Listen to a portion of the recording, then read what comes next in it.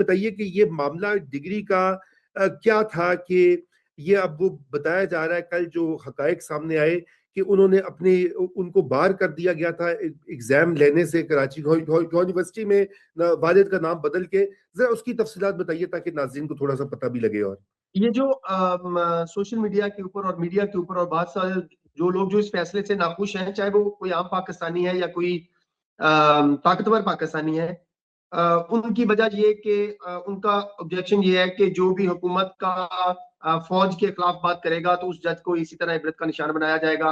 इन जज साहब को भी डिग्री की वजह से किया जा रहा है, ट्रिब्यूनल खोले, दिस एंड दैट ब्ला ब्ला। और इसके साथ ये बात जोड़ रहे हैं जस्टिस सफदर शाह वाली, आपने भी अपनी इंट्रो में फरमाई, जो उन्होंने भुट्टो साहब को बरी किया था। इन दोनों बातों का एक ही जवाब है। देखिए, अगर तो डिग्री जाली निकलनी चाहिए, इंतकामी कार्रवाई का निशाना बनाना चाहिए, तो फिर सबको बनाना चाहिए था, 6 के 6 जज साहबान को। सिर्फ एक तारक महमूद जहांगीरी साहब को क्यों निशाना बनाया गया? उसकी वजह यह है रूमी साहब के, अगर हम पहले माजी से शुरू करें कि जस्टिस सफदर साहब के साथ बाकी 3 जज साहबान भी थे जिन्होंने भुट्टो साहब को बरी किया था, लेकिन डिग्री जो है वो सिर्फ सफदर शाह साहब की ही जाली निकली थी, क्योंकि उनकी डिग्री जाली ही थी। जबकि जो उनके साथ 2 जज साहबान थे जिन्होंने भुट्टो साहब को बरी किया, उनमें एक जस्टिस मोहम्मद हलीम साहब थे, वो 9 साल तक चीफ जस्टिस रहे, यानी कि 8 साल 283 दिन जो है वो जज रहे, और उस दौरान वो चीफ जस्टिस भी बने। भाई उनको भी तो फिर इंतकामी कार्रवाई का निशाना बनाना चाहिए था, जैसे जस्टिस सफदर को बनाया। अगर आईएसआई इतनी ही ताकतवर है कि वो जस्टिस सफदर की डिग्री जाली करार दे सकती है, तो वो जस्टिस मोहम्मद हलीम की डिग्री भी जाली करार दे देती। अब आए जहांगीरी साहब के मामले के ऊपर कि अगर तारिक महमूद जहांगीरी साहब की डिग्री जाली करार दी जा सकती है, आईएसआई, एस्टैब्लिशमेंट, हुकूमत, नून लीग, सारी एजेंसियां, तो फिर तो जो बाकी 5 जज साहबान है उनकी डिग्रियां जाली करार देने से इन ताकतवर लोगों को, एस्टैब्लिशमेंट को रोक सकता है? ना मैं रोक सकता हूं, ना आप रोक सकते हैं।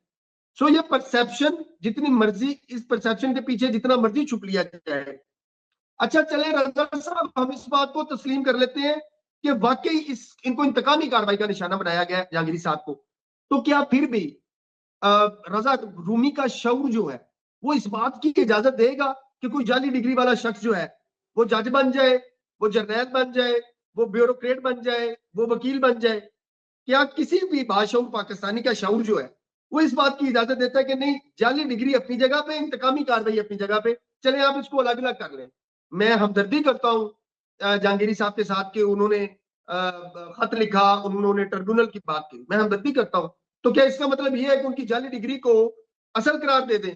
देखिए, जब मज़ार नकवी साहब वाला रजा रूमी साहब मामला बना, तो उन्होंने भी सेम स्टाइल के अंदर मेरिट पे नहीं जाते थे, वो इनकलाबी इमरान खान, जमहूरियत, अदलिया की आजादी के पीछे जाकर उन्होंने छुपने की कोशिश की।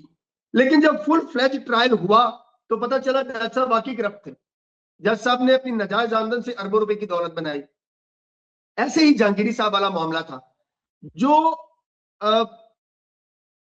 फाउंडेशन उन्होंने पहले दिन रखी अपनी वकालत का लाइसेंस लेने के लिए, वो डिग्री रखी, और उस डिग्री की जो बुनियाद है, जो बेसिक फाउंडेशन है, वो एलएलबी पार्ट 1 और पार्ट 2 है। जब वो ही बोगस है, तो उसके ऊपर खड़ा होने वाला सुपरस्ट्रक्चर जो है, यही हमारी सुप्रीम कोर्ट फरमाती है आज के दिन तक का जो तयशुदा असूल है वो ये है कि वो सुपरस्ट्रक्चर गैर कानूनी, चाहे आप उसको प्रिंसिपल ऑफ कॉमिटी में जाके देखें, चाहे आप उसको विक्टिमाइजेशन में जाके देखें, सुपरस्ट्रक्चर गैर कानूनी। वो आपकी बात बजा है, अगर कोई गलत चीज हुई है तो उसकी करेक्शन, ये तो कानून भी कहता है, आप दुरुस्त कह रहे हैं मियां साहब, और कोई भी शख्स इसकी सपोर्ट हम नहीं कर सकते। लेकिन बात ये, इस निजाम पे भी सवाल उठता है ना। देखिए, जब कोई जज अपॉइंट होता है तो एजेंसियां वेरिफिकेशन करती हैं, आपको पता है एमआई भी इन्वॉल्व होती है, आईबी, आईएसआई, ये तो बड़ा आपको आपके मुझसे बेहतर जानते हैं। फिर सुप्रीम कोर्ट के खुद जो इनकी जो लॉयर्स की बॉडीज होती हैं वो उनको भी पता जुडिशियल होता है। Commission of Pakistan. जी जी। तो सर ये कैसे नहीं पता लगा? ये मियां साहब, ये सवाल तो उठता है ना, फिर लोग देखे ना, लोग आपको पता है लोग वैसे जी ही। जी बताइए जी जरा। जी रजा साहब, जो जो सवाल आपने उठाए हैं ना, ये सेम ही मैं आपको अपनी पिटीशन भेजता हूं। उस पिटीशन के अंदर मैंने भी यही सवालात उठाए हैं कि तारिक महमूद जहांगीरी साहब का यहां तक पहुंचना जुडिशियल कमीशन ऑफ पाकिस्तान की नाकामी है, गफलत है, नेग्लिजेंस है, अदारों की नाकामी है, गफलत है। जिस बार काउंसिल ने इनको लाइसेंस दिया उनकी गफलत है, उनकी नाकामी है। ये अनफॉर्चुनेट है, ये अनफॉर्चुनेट है कि पाकिस्तान के अंदर जजेस की तैनाती का तरीकाकार जो है वो 1947 से लेके आज दिसंबर 2025 तक अजहर उमरी साहब वो गैर शफाफ है। आज भी 27वीं तरमीम के बाद भी मैं बतौर सहाफी और बतौर वकील हमेशा से जजेस की तैनाती के तरीकेकार का नाकद रहा हूं। उसी खामी का फायदा उठाते हुए आज पाकिस्तान की अदलिया को यह अफसोसनाक दिन जो है वो देखना पड़ा कि उनका साथी जज जो है वो जाली डिग्री के ऊपर जज बन के पहुंच गया। जी, तो ये तो अफसोस की बात है। मेरे ख्याल से इसकी लम्हा फिक्रिया भी है। इस मैं तो मुकम्मल इत्तेफाक करता हूँ आपसे इसके ऊपर कि जो आपने अपनी पिटिशन मैंने देखी थी, जब आपने पिटिशन लास्ट ईयर की थी, मेरे जहन से इस वक्त वो उसके डिटेल्स नहीं है। अच्छा, मुझे अब एक फिक्रा याद है। वो तो सारी गल है, तुसी उन्होंने मेहनत की थी है। अच्छा, अब ये बताएं आपके अब के ये जो एक सवाल ये भी उठता है कि ये सुप्रीम जुडिशल काउंसिल में जाना चाहिए था। आपको याद है शौकत सदीकी साहब, अगरचे कि मैं उनकी बरतरफी के खिलाफ था उस वक्त भी, उसने समरी तरीके से उन्होंने खड़े खड़े उनको निकाल दिया। तो ये केस सुप्रीम जुडिशल काउंसिल में क्यों नहीं गया, बल्कि जजों ने अपने साथी ब्रदर जजेस के खिलाफ ये फैसला दे दिया?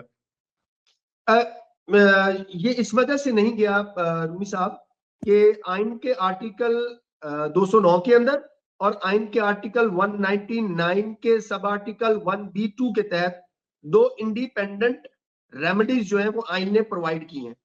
209 कब इन्वोक होगा, कब शुरू होगा? जब कोई जज हलफ उठाने के बाद कोई ऐसा अमल करे जो जजेस के कोड ऑफ कंडक्ट की खिलाफ वर्जी हो, तो तब सुप्रीम जुडिशियल काउंसिल की कार्रवाई शुरू होगी, उसका दरवाजा जो है तब खुलेगा। लेकिन अगर किसी जज की अपॉइंटमेंट से पहले का कोई तनाजा है, उसकी तैनाती का मामला है, उसकी तैनाती में कोई डिफेक्ट है, कोई उसकी काबिलियत में कमी है, कोई उसका आईनी प्रोसेस जो है वो वायलेट हुआ है या कोई कानूनी प्रोसेस वायलेट हुआ है, तो उसके लिए जो रिट ऑफ को वारंटो है वो एक हाईकोर्ट का जज दूसरे हाईकोर्ट के जज के खिलाफ जारी कर सकता है। इस तनाजे को ये आज कोई पहली मर्तबा नहीं हुआ। माजी में 1900 पीएलडी 1998 सुप्रीम कोर्ट पेज 161, ये मलक असद अली केस है जिसने सबसे पहले इस बात को, ये सुप्रीम कोर्ट के 10 रुकनी बेंच का फैसला है और इसको फुल कोर्ट का फैसला कहा जाता है और ये फैसला सबके ऊपर बाइंडिंग है। उस फैसले में इस बात की तशरीह कर दी कि 209 एक अलग चीज है, को वारंटो एक अलग चीज है। को वारंटो एलिजिबिलिटी को, क्वालिफिकेशन को, अपॉइंटमेंट के डिफेक्ट्स को, प्रोसेस को, उनको डील करती है। ये प्रिंसिपल सेट कर दिया गया।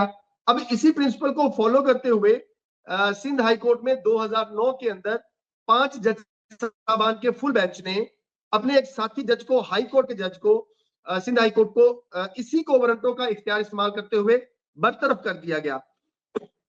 फिर इसी तरह जो आपको याद होगा 31 जुलाई की जजमेंट पीसीओ जजेस जिसमें निकाले गए थे, उसके अंदर भी रिट ऑफ को वारंटो का इख्तियार इस्तेमाल करते हुए सुप्रीम कोर्ट ने 183 के अंदर 103 जज साहबान को जो है वो निकाला था। सो गुजारिश ये है कि ये नहीं कहा जा सकता कि जज को सिर्फ सुप्रीम जुडिशियल काउंसिल से निकाला जा सकता है। अगर जज का हलफ उठाने के बाद का कोई मामला है तो वो आर्टिकल 209 के तहत उसको अप्लाई किया जाएगा। अगर अपॉइंटमेंट से पहले का मामला है, एलिजिबिलिटी से रिलेटेड, तो फिर जो है उसके खिलाफ रिट ऑफ को वारंटो जो है वो दायर हो सकती है, क्योंकि जज की अपॉइंटमेंट की क्वालिफिकेशन क्या है कि वो हाई कोर्ट का वकील हो और उसकी 10 साल की प्रैक्टिस हो। हमने अपनी पिटीशन के अंदर बुनियादी नुकता ये चैलेंज किया था कि तारिक महमूद जंगीरी साहब वकील ही नहीं बन सकते थे। ये बुनियादी नुकता था जिसे हमने चैलेंज किया। तो हमने कहा कि आप इस बात की रिट ऑफ को वारंटो के अंदर इंक्वायरी करें और इनसे पूछें कि ये किस कानून और क्वालिफिकेशन के तहत ये ऑफिस होल्ड कर कर बैठे हुए हैं। और आइन के अंदर, आइन के आर्टिकल 199 के अंदर आइन ने सिर्फ एक रिट ऑफ को वारंटो के तहत ये इख्तियार दिया है कि सिर्फ उसके अंदर deep scrutiny of the evidence, facts, documents की जा सकती है। और जो बाकी 4 किस्म की रिट्स है उनके अंदर नहीं की जा सकती। तो कोर्ट ने जो हमारे डॉक्यूमेंट थे, हम जिस बात को एलेज कर रहे थे, उसको वेरीफाई किया और अपना फैसला दे दिया।